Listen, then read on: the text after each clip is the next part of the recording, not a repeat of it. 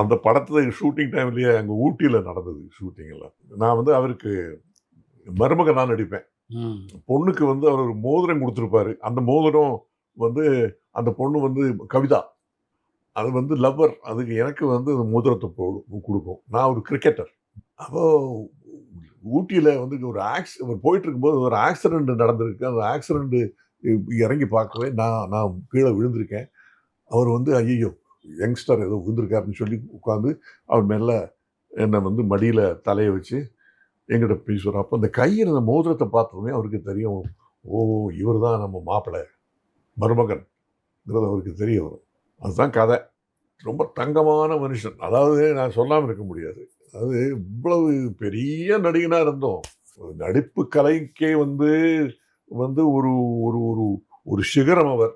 அதுபோல அதுக்காக கூடிய இலக்கியம் இலக்கணம் எல்லாம் அவர் தான். உண்மைதான். என்னை வந்து அடிக்கடி சொல்லிட்டே இருப்பாரு. ரொம்ப வித்தியாசமா இருக்கு நீங்க செய்யறது.